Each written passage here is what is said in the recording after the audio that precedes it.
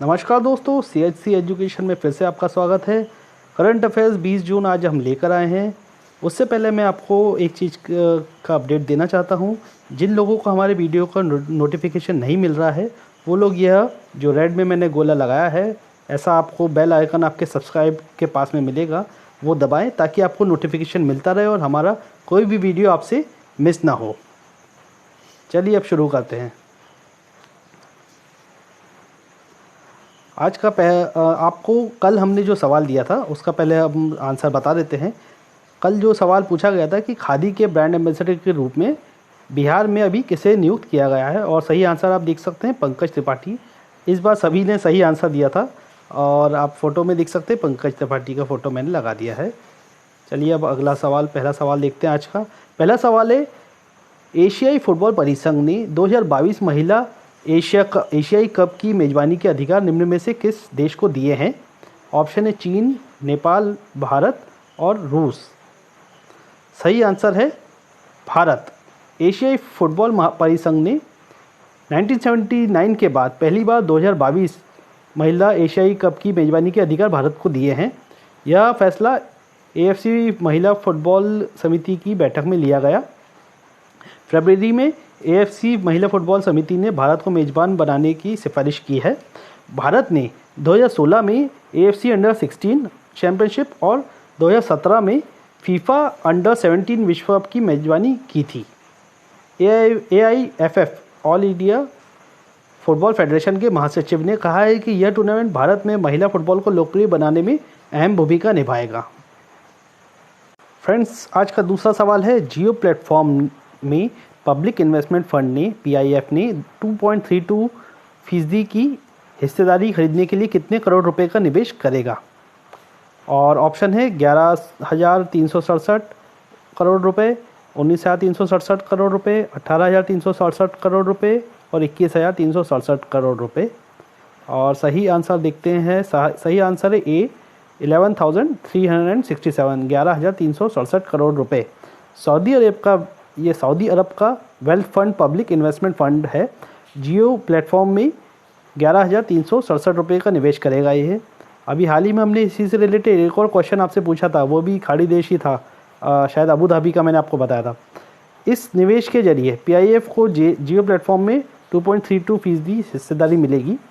रिलायंस की ओर से जारी बयान के मुताबिक PIF ने जियो प्लेटफॉर्म की 4.91 लाख करोड़ रुपए की इक्विटी वैल्यू पर यह निवेश किया है। तीसरा सवाल है, हाल ही में किस राज्य सरकार ने नीट परीक्षा को पास करने वाले सरकारी संस्थानों के छात्रों को 10% आरक्षण देने की घोषणा की है? ऑप्शन है बिहार, पंजाब, तमिलनाडु और कर्नाटका। और सही आंसर है तमिलनाडु। तमिलनाडु मंत्रिमंडल ने ऐसे बच्चों को जिन्होंने NEET की परीक्षा को पास किया है, स्कूल के छात्रों को, उन्हें 10% आरक्षण की मंजूरी दे दी है। और यह फैसला मद्रास हाईकोर्ट के पूर्व न्यायाधीश P कलैयारसन वाले एक सदस्यीय आयोग की रिपोर्ट के आधार पर लिया गया है। क्षैतिज आरक्षण उन सभी वर्गों के छात्रों पर लागू होगा जिन्होंने उन सरकारी स्कूलों में पढ़ाई की है जो नगर पालिकाओं और निगमों आदि, द्रविड़ जनजातीय कल्याण, कल्लार, पुनर्वित्त स्कूलों और वन विभाग के स्कूलों में आते हैं। तमिलनाडु के बारे में जानते हैं। तमिलनाडु की कैपिटल है चेन्नई। CM है यहाँ पे एडापडी के पलानीस्वामी और गवर्नर है बनवारी लाल पुरोहित। मैं हर बार आपको यह रिपीट इसलिए लगा देता हूँ ताकि आपको रिपीट होता रहे, क्योंकि ये साउथ के थोड़े नाम कई बार याद नहीं रहते हैं, तो आपको रिपीट होता रहेगा। मैप की लोकेशन भी मैंने आपको बता दी है। आज का चौथा क्वेश्चन है, विश्व एथनिक दिवस निम्न में से किस दिन मनाया जाता है? ऑप्शन है 15 जनवरी, 10 मार्च, 18 अप्रैल और 19 जून।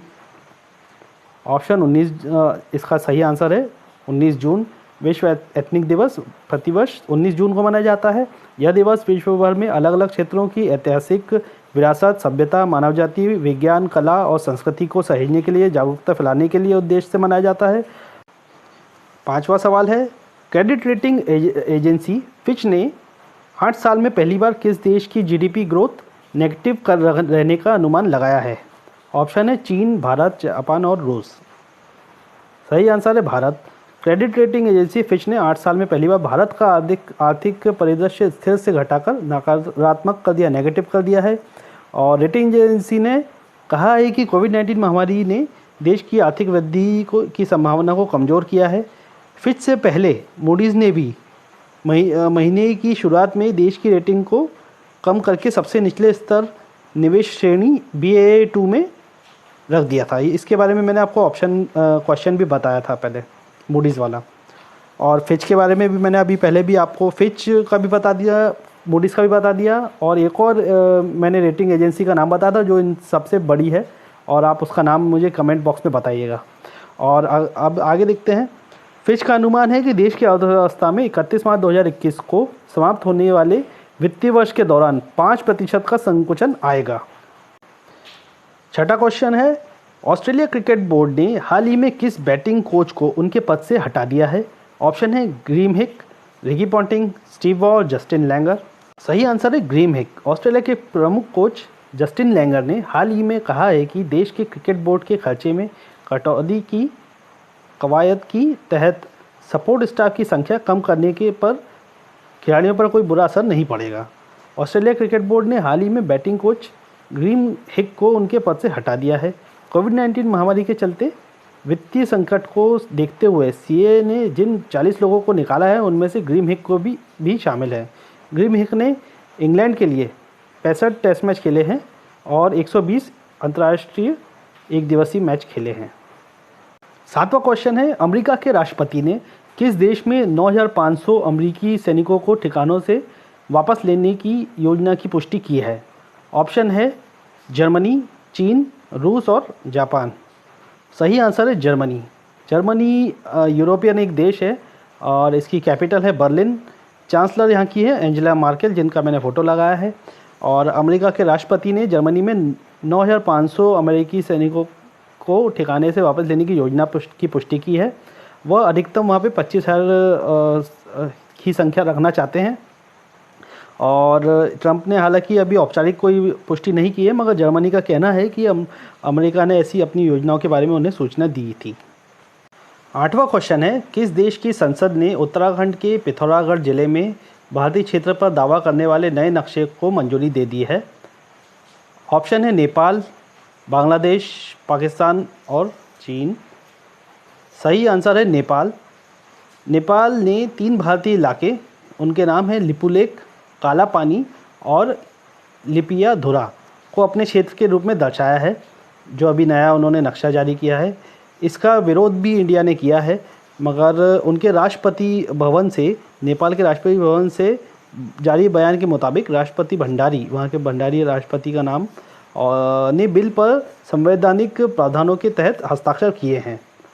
और नेपाल की कैपिटल है काठमांडू और प्राइम मिनिस्टर है केपी शर्मा ओली।